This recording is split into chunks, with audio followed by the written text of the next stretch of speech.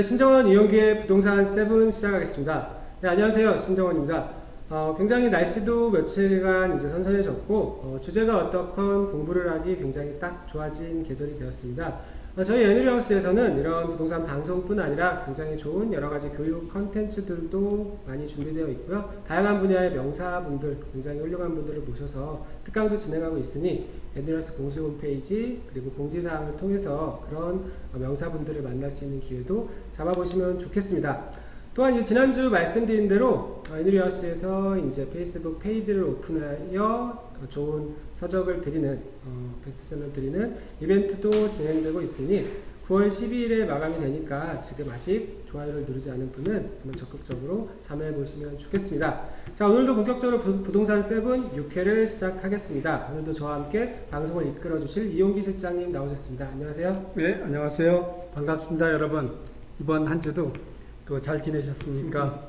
다음 주 추석이라 그러는데 열심히 이번 주 잘 보내시고 추석 잘 다녀오십시오. 네, 그러면 부동산 경매물건 한 걸음 더를 시작하겠습니다. 네, 오늘도 어김없이 김 부장, 김 PD님이 방송 사고를 쳐주셨는데요. 부동산 7의 첫 번째 코너 경매물건 한 걸음 더를 시작하겠습니다. 오늘부터 4주간에 걸쳐서 주택 임대차 보호법에 관련된 내용을 심도 있게 차근차근 다룰 예정입니다. 오늘 첫 번째 주제로 주택 임대차 보호법 중에서 대항력과 우선 변제권, 최우선 변제권 이렇게 세 가지를 알아보겠습니다. 먼저 이제 주택 임대차 보호법은 1981년도에 상대적으로 사회적 약자인 임차인을 보호하기 위해서 제정된 법률인데요. 민법에 대한 특별법으로 제정이 되어서 만약에 주택 임대차에 관한 분쟁이 생겼을 경우에는 민법에 우선하여 임대차 보호법에 근거하여 시시비비를 판단하는 그런 좋은 임차인을 위한 위에 마련된 좋은 법률입니다. 그럼 이제 실장님 하나씩 살펴볼 텐데 네. 대항력에 대해서 한번 설명해 주시겠어요? 대항력이란 자기의 권리를 제3자한테 주장할 수 있는 권리를 말합니다. 우리가 주택 임대차 보호법에서 대항력이라면은 임대차 계약을 맺은 임차인이 주민등록을 전입한 날, 그 다음날 0시부터 대항력이 발생합니다. 그러니까 그 이후로는 제3자, 그러니까 주인이 바뀐다든지 했을 때 자기 권리를 주장할 수 있는 겁니다. 주택임대차 보호법이 생기기 이전에는 주택임대차라는 게 채권계약이기 때문에 주인이 바뀌면은 새로운 주인이 임차인 보고 나가 그러면 나갈 수밖에 없습니다. 그런데 이 대항력이라는 게 생겨서 제3자, 새로운 주인한테도 자기 권리를 주장할 수 있게 된 겁니다. 네, 제3자에게 이제 보증금을 돌려받을 때까지 나가지 그렇죠. 않고 예. 버틸 수 있는 권리이고 다만 예. 대항력은 지금 배당에 참여하기 위한 권리라기보다는 내가 내 권리를 그렇죠. 예. 보증금을 돌려받기를 낙찰자에게 주장할 수 있는 권리 이렇게 볼 수 있겠습니다. 그 다음은 이제 우선 변제권에 대해서도 설명해 주시죠. 네, 원래 주택임대차 보호법이 생기기 전에 그 임차인하고 집주인하고 맺은 계약은 채권계약이었습니다. 그래서 다른 우리가 물건이라면 저당권 이런 것보다는 권리가 항상 밀려 있었거든요. 근데 민사특별법에 의해 갖고 임차인이 전입을 하고 확정일자를 받으면은 그 이후에 다른 물권자 그 사람보다 우선 변제력이 있습니다. 그러니까 만약에 오늘 임대차 계약을 맺고 전입하고 확정일자를 받았다 그러면 그 다음 날부터는 우선 변제권이 발생해서 그 이후에 저당권이 생겼다 그러면 그 저당권자보다는 우선 변제받을 수 있는 권리입니다.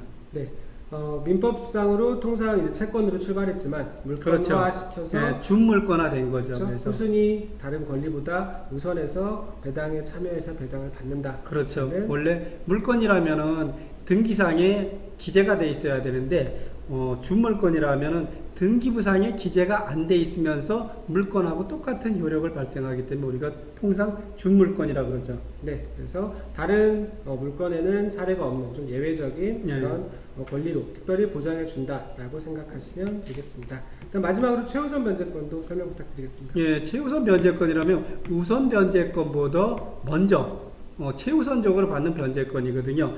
일단은 최우선 변제권이 되려면은 임차인의 금액이 서울시나 아니면 광역시 아니면 지방마다 그 기준이 있거든요. 그 기준보다 적은 소액 임차인 같은 경우는 다른 물권자보다 최우선적으로 먼저 자기 보증금에서 일정 부분을 변제받는 걸 최우선 변제권이랍니다.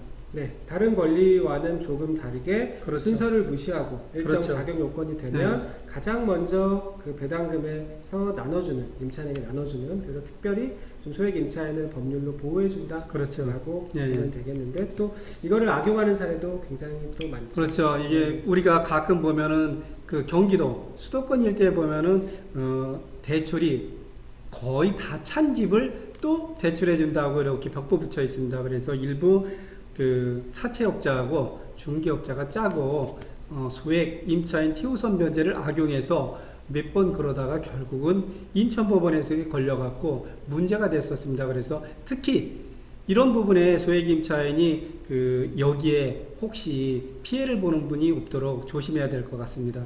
네, 여기에 관련된 내용은 또 다음 방송이나 다다음 방송에 예. 한번 차근차근 다뤄보도록 하겠습니다. 그럼 이제 사례를 통해서 이 대항력, 우선 변제권, 최우선 변제권, 임차권에 대해서 살펴보겠습니다.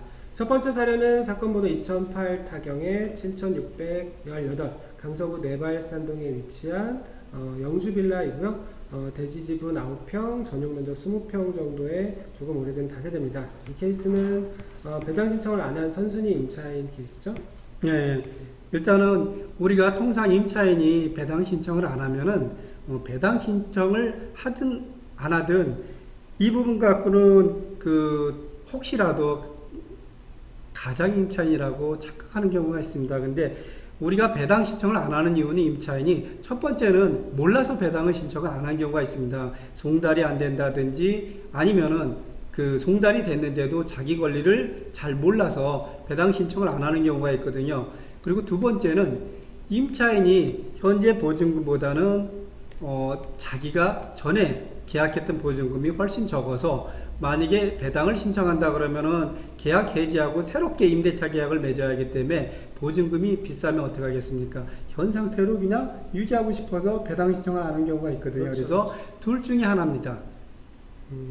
네, 정리하자면 우선 우리가 투자 물건을 살펴볼 때 네. 임차인이 매각 물건 명세서에 전입 신고만 되어 있고 확정일자나 기타 보증금 내용이 없을 때는 또 초심자분들 같은 경우에는 이런 임차인 가짜가 아닐까라고 무턱대고 덤벼드는 경우가 굉장히 많은데, 다만 지금 말씀하신 것처럼 네. 순순히 임차인은 배당 요구를 하지 않아도 자기 권리를 충분히 지킬 수 있는 여지가 있기 때문에 전입 신고만 되어 있다라고 해서 이를 가장 임차인이라고 그냥 무턱대고 네. 판단하는 것은 굉장히 그렇죠. 위험하다. 왜냐면은 그 법원 물권 명세서나 현황조사서에 전입일자만 있고 확정일자나 임차보증금이 없다는 거는 일단은 집행관이 갔을 때 현장에서 임차인을 못 만났다는 거고, 또 그 문건을 송달했는데 임차인이 받았다 하더라도 뭐 권리 신고를 안 한다 그러면 보증금이나 확정일자를 법원에서는 알 수가 없거든요. 그렇죠.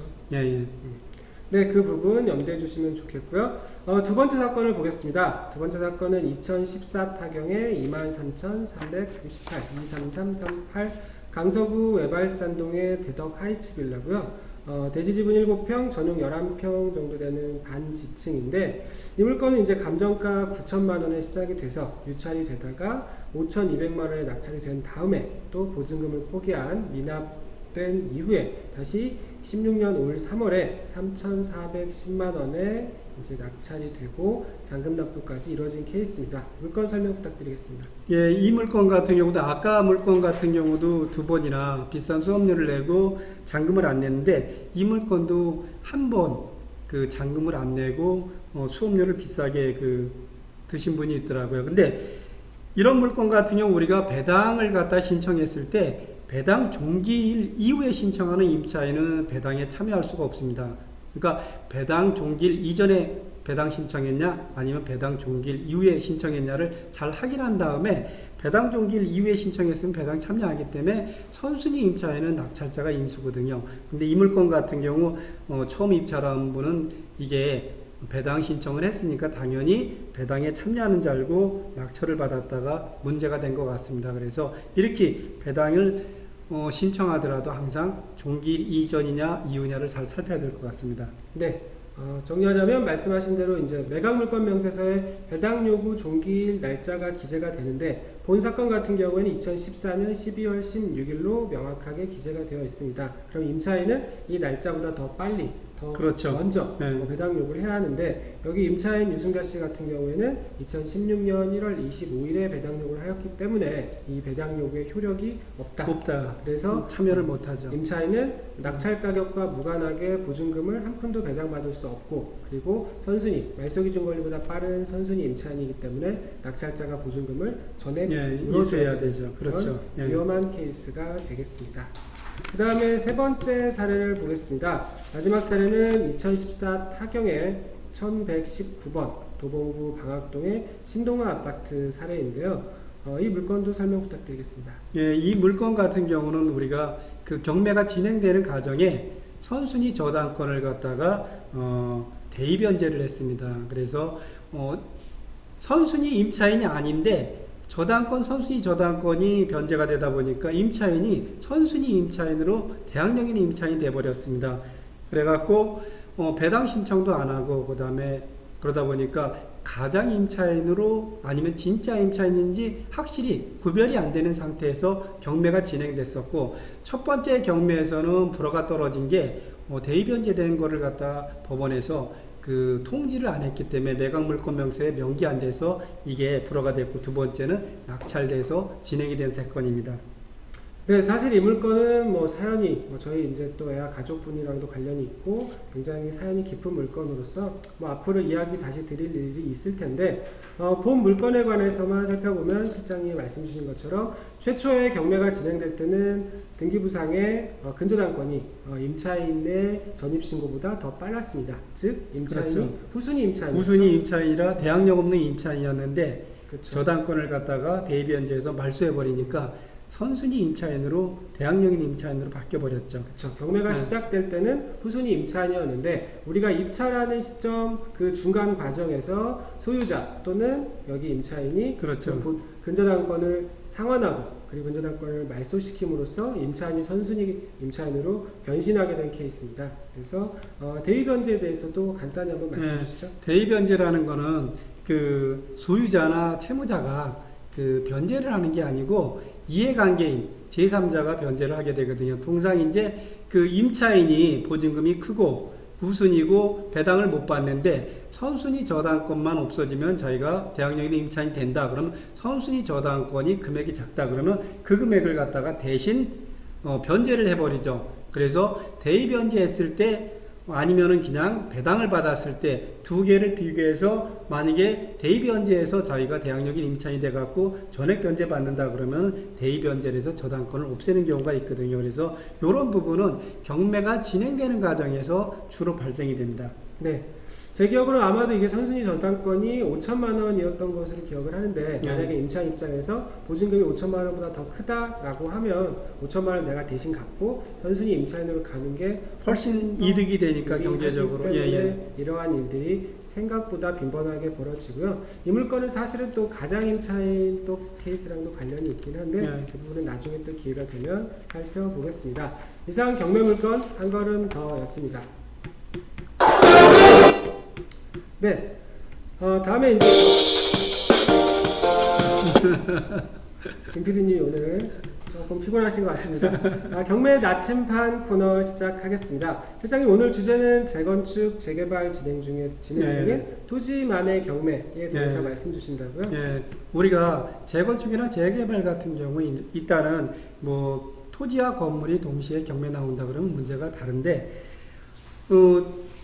재건축이나 재개발이 지상에 있는 건물들을 모두 멸실하고 공사가 진행되는 과정 중에 토지만 경매 나왔을 때는 전혀 개념이 달라집니다. 우리가 부동산 중개업소에서는 재건축이나 재개발을 같은 의미로 막 혼용해서 쓰고 있거든요. 시장에서도 많이 혼돈하죠. 근데 이게 실제 우리가 경매에서 토지만 경매가 나왔을 때는 우리가 전혀 다른 개념으로 쓰기 때문에 이 부분이 조심해서 잘 알아야 되는 부분입니다. 네, 이렇게 편안하게 말씀해 주셨지만 실무적으로 굉장히 중요한 내용입니다. 예를 들어서 단순히 재건축 투자 물건이다, 재개발 물건이다 라는 의미가 아니라 재건축이나 재개발이 실제로 진행되고 있는 경매 물건을 살펴볼 때 우리가 주의해야 될 점 그리고 투자 포인트에 대해서 살펴보는 시간이니까 조금 더 집중해 보시면 좋을 것 같습니다. 한번 설명해 주시죠.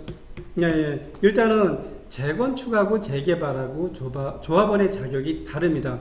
우리가 재건축하면은 조합원 자격은 토지와 건물을 가진 사람만이 조합원 자격을 갖습니다. 만약에 토지나 또는 건물 이 둘 중에 한 가지만 갖고 있는 사람은 조합원 자격이 없고요. 청산 대상이 됩니다. 그래서 토지나 건물 갖고 있는 사람은 조합원이 아닌 나중에 돈으로 돌려받게 되거든요. 근데 재개발 같은 경우는 다릅니다. 토지와 건물을 갖고 있는 사람도 조합원이 되고 그 다음에 남의 땅 시유지나 사유지에 무허가 건물을 갖고 있는 건물만 가진 사람도 조합원 자격이 됩니다. 그리고 또한 토지만 갖고 있는 사람도 조합원 자격이 되거든요. 그래서 재개발 같은 경우는 조합원 자격이 세 가지 부류로 구분이 됩니다. 그렇죠. 정리하자면 재건축 같은 경우에는 내가 조합원, 즉 이 사업에 참여해서 나중에 새 집을 분양권을 받을 수 있는 새 집을 받기 위해서는 토지뿐 아니라 건물까지 같이 한 사람이 소유해야 되는 반면에 재개발 같은 경우에는 둘 다 가지고 있어도 되고 또는 건물만 가진 사람 또는 토지만 가진 사람 모두 다 조합원이 될 수 있다라는 것이 일단 가장 큰 차이점으로 보면 되겠습니다. 그러면 이런 재건축 재개발 물건이 경매 시장에 나올 때 유의점은 어떤 게 있을까요? 그렇죠. 아까 그 조합원 자격이 다르다 그랬죠. 그래서 재건축 같은 경우는 지상의 건물을 다 부수고 새롭게 건물을 짓다 토지만의 경매 나왔을 때는 온전한 조합원의 지위를 승계하게 됩니다. 근데 재개발 같은 경우는 다르거든요. 일단 토지와 건물을 갖고 있던 사람이 토지만 경매 나왔다 그러면은 재개발 조합원 같은 경우는 권리가액에 토지와 건물이 각각 따로따로 권리가액에 포함되어 있거든요. 그래서 우리가 경매 나온 건 토지만 경매 나온 거지 건물에 대한 권리가액은 채무자가 그대로 갖고 있습니다. 만약에 두 번째는 토지만 갖고 있는 사람이 경매 나왔다. 그러면 재건축처럼 온전한 조합원 지위를 승계를 받을 수 있거든요.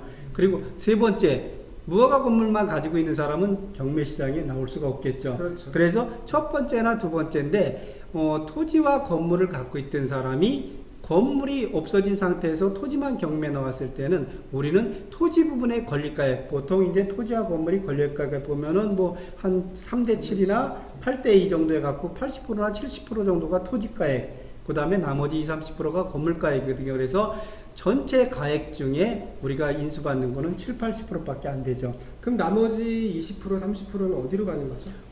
채무자가 그대로 갖고 있는 거죠. 왜냐면은 지상의 건물을 없애버렸으니까 경매는 토지밖에 할 수가 없죠. 채권자 입장에서는. 그러니까 20-30%는 그대로 채무자가 현재 갖고 있는 거죠. 그럼 여기서 이제 또 혼동하거나 오해하실 수 있는 부분은 그러면 재개발이니까 건물만 가지고 있다. 채무자가 그대로 건물만 가지고 있다. 그러면 조합원 지위도 따로따로 분리된다. 이게 최초에 건물과 토지가 한 사람인데 그럼 재개발이니까 토지 따로 건물 따로 놀아갔자 우리 친구끼리. 그러면 어떻게 될까요? 그때는 조합원 자격이 하나입니다. 원천적으로 남의 땅 시유지에 무허가 건물이 있을 때는 이때는 조합원이 두 개가 될 수 있지만 처음부터 한 사람인 거를 갖다가 분리했을 때는 그때는 조합원이 자격이 하나가 됩니다. 그리고 특히 재개발 같은 경우 이제 경매가 진행되는 경우 지상에 건물이 있고 무허가 건물, 그 다음에 토지 있을 때 무허가 건물은 등기가 없으니까 당연히 토지만 경매가 나오겠죠. 그때는 토지와 건물 중에 건물은 무허가 건물이고 토지만 경매 나왔을 때 이때 토지주와 건물주가 같을 때는 마찬가지로 이게 하나의 분양권이 되기 때문에 토지만 낙찰받은 사람은 어떻게 될까요? 건물 부분이 그대로 채무자가 갖고 있겠죠. 그래서 그때는 얼마만큼 빨리 건물을 인수하냐 아니면은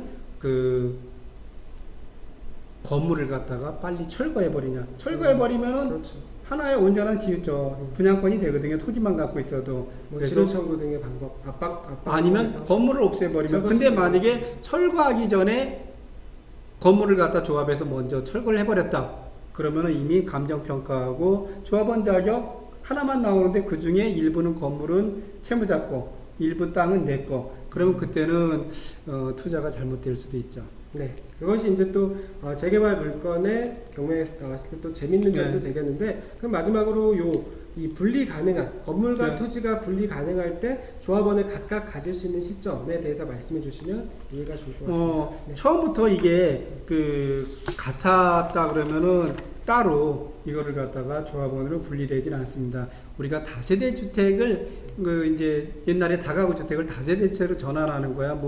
그 사업고시를 기준으로 하지만 재개발에서 원천적으로 토지와 건물이 한 사람 거를 갖다 토지 건물을 분리했다. 시점이 중요한 게 아니고 그냥 조합원 자격은 하나입니다. 네. 그 다음에 이제 그럼 한번 사례를 통해서 살펴보겠는데요. 재건축부터 먼저 살펴보겠습니다. 이번 경매 물건은 2013 타경의 18,070번 영등포구 대림동에 위치한 지금 경매 사건에는 대지 54평으로 나와 있습니다. 감정가 6억 원 조금 못 미치는 가격에 매각이 진행이 되다가 유찰 후 4차에 3억 6,600만 원에 낙찰이 되었는데요. 이 물건에 대해서 설명해 주시죠. 예, 이 물건 같은 경우는 우리가 재건축입니다. 아까 얘기했듯이 재건축 같은 경우는 매수인이 조합원 지위를 갖다가 온전히 승계를 하거든요. 그래서 조합원의 권리가액에다가 분양가 그 차액만큼은 이제 부담금을 추가로 내고 그러면 온전하게 나중에 입주권을 갖다가 받아서 입주할 수 있는 물건이거든요. 그래서 이런 물건들은 우리가 경매 나온다 하더라도 토지만 낙찰받아도 하등의 문제될 게 하나도 없습니다. 그래서 매각 물건명에서 현황 써놓은 거에 보면은 이 부분에 대해서 온전한 조합원 지위를 승계하고 그 다음에 또 분양권이 몇 동, 몇 호라는 호수까지 자세히 설명이 되어 있습니다. 조합원 자격을 그대로 승계하는 그런 물건이었고, 네. 그 다음에 추가 분담금, 정해진 추가 추가부담금은 예, 그렇죠. 이제 조합원의 권리가액에다가 분양가의 차액에 대해서는 추가 부담금을 내야겠죠. 그럼 이 물건의 분양 가격이 4억 2,700만 원이다. 그리고 지금 추가 분담금이 기재된 게 3천만 원 정도라고 하면 네. 지금 3억 6,600만 원 더하기 3천만 원에서 거기다가 네. 그 다음에 또 이 사람이 이주하면서 또 이주 비용을 받았으면 그 부분도 채무로 남았으니까 나중에 이제 반환을 해야겠죠. 그렇다면 네. 기존 소유자가 발생시켰던 그런 이주 비용도 네. 낙찰자가 그렇죠. 승계해서 반환한다. 네. 그러면은 여기 지금 만약에 이주비는 기재되지 않았지만 이주비가 네. 있었다라고 그런 하면 부분은 조합에 문의하면은 자세히 가르쳐 드리고요. 그 다음에 이제 가장 중요한 거는 낙찰가하고 그 다음에 시장에서 매매되는 거래가액이 얼마나 차이가 나냐가 중요하겠죠. 네, 지금 굉장히 중요한 부분도 말씀하셨는데 기재되지 않은 내용 중에서도 이주비에 대해서는 입찰 전에 조합에 반드시 체크해서 이 부분은 내가 인수하는 금액이 되니까 내가 낙찰 가격 외에 추가로 부담하는 금액, 추가 분담금 외에 또 추가로 내가 인수해야 되는 금액이라는 점을 명심하시면 좋겠고요. 그 다음에 간혹 가다가 이제 이게 시점이 조금 더 지연돼서 이 추가 분담금에 대해서 미납해서 뭐 연체이자가 연체이자 부분도 부담을 해야겠죠. 네, 연체이자까지도 낙찰자가 승계한다라고 보면 되겠습니다. 그 다음은 이제 재개발 물건이죠. 서울시 양천구 신월동 2013 타경의 14,153번 사건이고요. 대지 16평, 16.7평이 매각이 진행이 돼서 재밌는 것은 이제 감정가격이 2억 3,500이었는데 유찰이 3번이나 되다가 최저가 1억 2천에서 갑자기 낙찰 가격이 감정가격 이상 2억 4천만 원에 낙찰이 됐었고요. 그리고 다시 잔금 납부를 포기했죠. 미납한 다음에 그 다음에 재매각에서 1억 7,500만 원에 낙찰이 됐습니다. 이 물건도 설명 부탁드리겠습니다. 예, 이게 원래 여기는 재개발 진행됐습니다. 재건축이 아니고 원래 조합원 이 채무자의 조합은 다세대 주택을 갖고 있었거든요. 그래서 권리가액이 이제 건물과 토지 두 개로 나눠졌습니다. 근데 아까 얘기했듯이 재개발 조합원의 자격이 셋 중에 토지와 건물을 가진 사람 거 중에 토지만 지상의 건물이 이제 멸실되고 새롭게 아파트를 지고 있으니까 토지밖에 경매를 할 수가 없거든요. 그래서 토지만 경매가 나왔기 때문에 토지에다가 이 조합원이 온전하게 되려면은 건물가액, 이 채무자의 건물가액도 추가로 매입을 해야 되거든요. 그래서 보면은 입주권의 일부인 토지 지분만 분리 매각하고 완전한 입주권을 위해서 토지 매도인과 별도의 그 협의와 추가적인 비용이 들어간다라는 건 건물 가액만큼을 채무자한테 매수해야만이 향후 입주할 때 등기부를 갖다 100% 자기 거로 하지. 그러지 않으면 등급에 공동 명의로 들어갈 수가 있거든요. 그래서 이런 부분은 우리가 항상 그 조합에다 문의하면은 토지와 건물의 권리가액을 알 수가 있습니다. 감정평가했을 때 그런 그 비율대로 해갖고 얼마 정도 되는지, 그리고 또 마찬가지로 이 처음에 입찰한 사람이 이 금액으로 입찰했다가 아마 건물가액 부분을 놓친 것 같습니다. 그리고 또 시장에 거래되는 가격이 조합원 시장 거래 가격 얼마인가도 확인을 해야겠죠. 네, 경매 시장에 재개발 물건, 재건축 물건이 나왔을 때 상대적으로 재건축 물건이 내가 투자하기에는 안전하고요. 그 다음에 재개발 케이스인 경우에는 건물 가격에 대해서 추가로 인정할 부분이 발생할 그렇죠. 수가 있으니 여기에 대해서는 각별하게 유의하셔야 되겠습니다. 이상 경매 나침판이었습니다.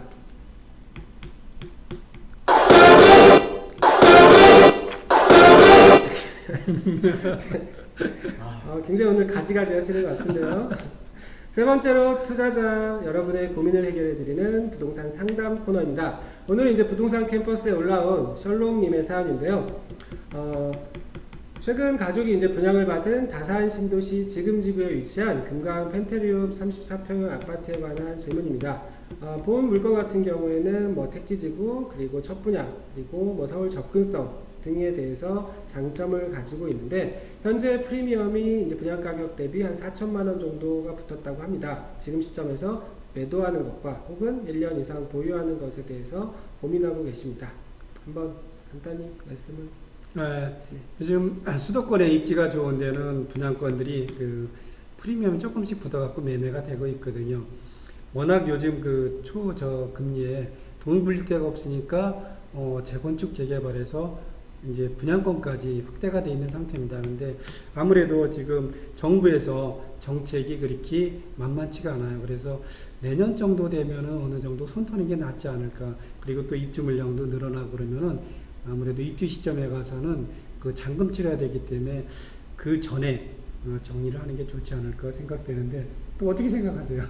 네, 우선 이제 정부 정책 같은 경우에는 지금 가계부채 때문에 자꾸 추가 대책이 나오고는 그렇죠. 있는데, 큰 틀에서 봤을 때 부동산 시장을 한 번에 뭐 냉각시키기에는 굉장히 부담이 크기 때문에 정부 정책은 지금까지로서는 뭐 공급 물량을 줄이겠다 대신에 이제 가계부채 부분을 창구지도 혹은 뭐 개별적인 대책을 통해서 조금 그 부채의 확장 속도를 늦춰보겠다라는 것이 이제 큰 틀이라서, 우선 기존 분양 물량에 대해서는 좋으냐 나쁘냐라고 보면 상대적으로는 나쁘지 않은 그런 대책이 나오고 있다라고 볼 수 있고요. 다산신도시는 이제 지도에 보시는 것처럼 외곽순환도로 기준으로 봤을 때 구리시의 동쪽편, 그리고 한강을 기준으로 봤을 때는 하남미사의 북쪽편에 위치하고 있고요.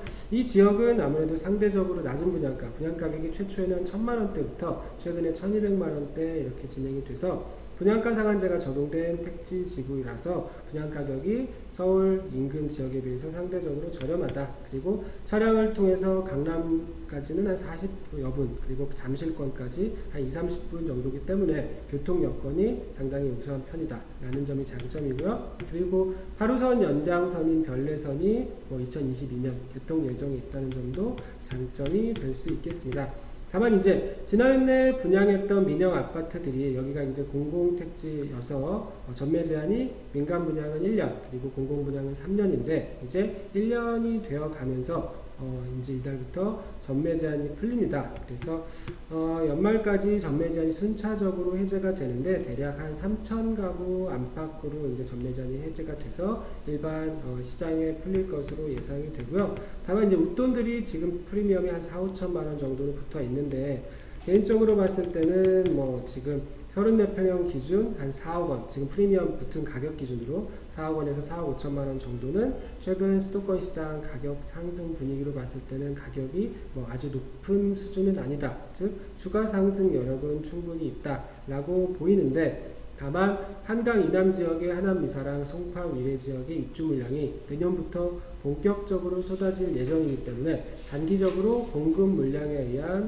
단기 가격 조정 가능성은 좀 높다라고 봅니다. 그래서 조언을 드리자면 한 3년 이상 투자로 봤을 때는 좀 편안하게 가져가시는 것도 충분히 좋은 전략이지만 단기적으로 봤을 때는 한 내년 상반기 정도가 첫 번째 매도 타이밍이 되지 않을까 생각을 합니다. 즉 단기 고점이 될 가능성이 높고요. 지금보다는 올 연말이나 내년 상반기 정도의 매도를 검토하시면 좋을 것이라고 생각을 합니다. 이상 고민 상담 코너였습니다. 네, 마지막으로 부동산 세븐의 마지막 코너 낙찰 가격을 맞춰라입니다. 지난주부터 이제 시작이 되었는데 지난주에 참여해 주신 굉장히 여러분의 이제 시청자 여러분이 계신데 지난주 물건이 아쉽게도 취하가 돼서 이번 주는 개인적으로 절대 채무 금액이 굉장히 크고 취하되지 않을 만한 물건으로 가져왔습니다. 그리고 여러분도 상대적으로 좀 쉽게 예상 낙찰 가격을 한번 점쳐볼 수 있는 그런 물건으로 가져왔으니 한번 적극적으로 참여해 보시면 좋겠습니다. 지금 이제 시청자 여러분께서 낙찰되기 전까지 댓글 등을 통해서 예상 낙찰가를 적어주시면 낙찰 가격과 가장 가까운 금액을 적어주신 분께 매주 베스트셀러 책 한 권을 선정해서 여러분께 배송해 드리니 많은 참여해 주시면 감사하겠습니다. 오늘의 낙찰가를 맞춰라 물건은 9월 20일 즉 다음주 추석 연휴 지나고 화요일에 매각이 진행이 되는 인천 연수구 송도동 송도 풍림 아이언 아파트 34평형이고요. 사건 번호는 2016 타경에 50만 2861번 50286 사건입니다.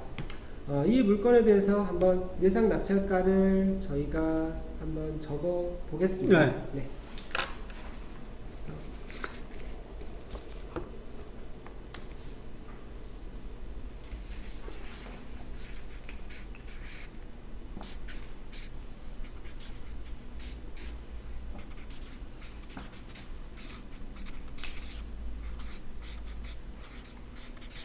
네, 예상 낙찰가를 한번 들어주시죠. 네. 보이나요?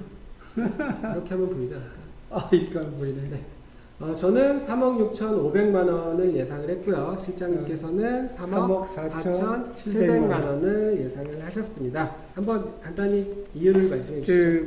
전에 2015년도에 3억 6천 정도에 낙찰된 사례도 있거든요. 근데 이건 2층은 4층이고 그 다음에 인천 쪽에 아무리 그 가격이 높다 하더라도 매매된 사례가 3억 6천 그 정도인데 무리하게 그 금액까지 쓰면은 경매에서 별로 메리트가 없을 것 같아갖고. 그렇죠. 사실 메리트는 없는데 저도 이제 결론부터 말씀드리면 이 물건은 송도가 좋다 나쁘다의 문제가 아니라 경매 시장에서 입찰하기에는 조금 부족한 물건이다라고 생각을 하는데 우선은 이제 송도 지역 같은 경우에는 최근 한 1년 동안 거래량 증가 그리고 거래량 증가에 따른 가격 상승세가 굉장히 뚜렷한 지역인데 이 물건인 2단지 사례들을 한번 보면 30평형대 기준으로 2016년에 매매가 지금 8월 초까지 39건이 됩니다. 그래서 여기가 전체가 958세대인데 한 8개월 동안 4%가량 이제 손바닥이 일어났습니다. 그러면 통상 연간 한 5% 단지 물량의 5% 정도 거래가 발생을 하면 거래량이 상당히 매우 높은 수준으로 보고 또 가격 상승 요인으로 보는데 지금 8월까지 4%니까 연간 기준으로 보면 한 6에서 7% 정도 거래량이 발생할 것이라고 봅니다. 그래서 지금 4층 기준으로 실장님 말씀하신 것처럼 3억 6천에서 7천 정도 선이 이제 시세가 되는데 다만 최근 송도 지역의 경매 물건이 나왔을 때 입찰자 수나 그리고 낙찰 가격 그런 것을 봤을 때 낙찰 가격이 한 3억 6천 개인적으로는 3억 6,500만 원 정도 즉 지난번 감정 가격을 조금 넘기지 않을까라고 예상을 합니다. 다만 이 가격에 낙찰받는 게 좋다라는 의미가 아니라 시장 참여자들이 많아서 좀 높게 낙찰될 것 같다라는 의미니까 만약에 송도 지역에 이 풍림 아이원에 내가 투자하고 싶다라고 하는 분이라면 경매 시장보다는 차라리 일반 매매 시장에서 금매를 찾는 게 그렇죠. 낫겠죠. 그 부분이 네. 유리하다라고 볼 수 있겠습니다. 그래서 한번 20일에 낙찰 결과가 나오면 저희도 공개를 해드리고 여러분께서도 한번 내 기준에 맞춰서 예상 낙찰 가격을 댓글을 통해서 남겨주시면 자유롭게 참여해 주시면 좋겠습니다.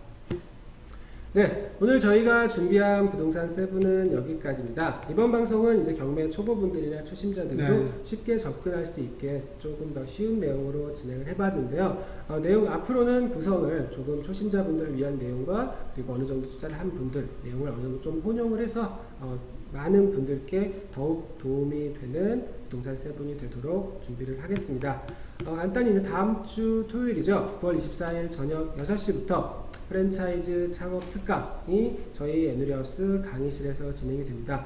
지금 이 연사분은 굉장히 유명하신 분인데 과거 광교 신도시 개발계획 수립부터 롯데 신세계 등의 지역별 점포 출점, 즉 롯데나 신세계가 점포를 신규로 낼 때 직접 컨설팅을 받고 이 상권이 좋으냐 그렇지 않느냐 출점하는 것이 바람직하냐 그런 커다란 전략까지도 수립하는 것에 대해서도 참여하신 한국 최고의 입지 분석, 상권 분석 전문가 김현순 대표님을 굉장히 어렵게 모셔서 진행하는 특강이니 저희 에누리하우스 공지사항을 참고하셔서 만약에 관심 있는 분, 내가 창업이나 뭐 커피숍 혹은 뭐 화장품 가게 등등